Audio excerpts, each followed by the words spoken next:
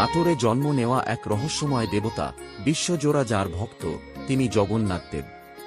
কিন্তু আপনি কি জানেন, এই জগন্নাথ দেবের মূর্তির পেছনে আছে এক আশ্চর্য কাহিনী, এক প্রেম, এক প্রতীক্ষা আর এক অপূর্ণতার গল্প। চলুন জানি সেই অলৌকিক কাহিনী। সেকশন 1, দেবতার আগমন। সত্যযুগে একবার পৃথিবীতে ভগবান বিষ্ণুর উপাসনার জন্য রাজা ইন্দ্রদ্যুম্ন প্রচণ্ড ব্রত নেন।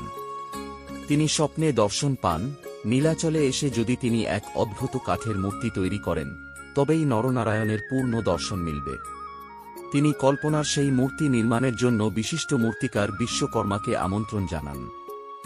সেকশন 2, অলৌকিক নির্মাণ। বিশ্বকর্মা বলেন, আমি এক শর্তে মূর্তি বানাবো, আমাকে 21 দিন ঘরে একা রাখতে হবে, কেউ আমার কাজ দেখতে পারবে না। রাজা সম্মত হন।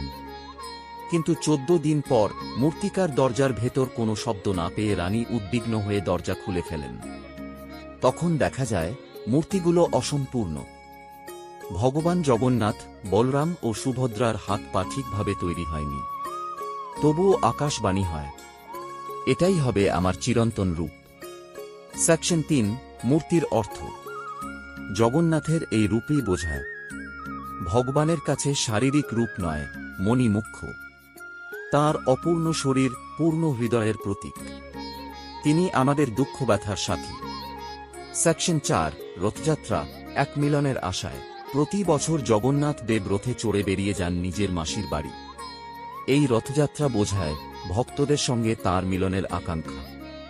তিনি রথে চড়ে আমাদের কাছে আসেন, যেমন একজন মা তাঁর সন্তানের কাছে ছুটে আসেন।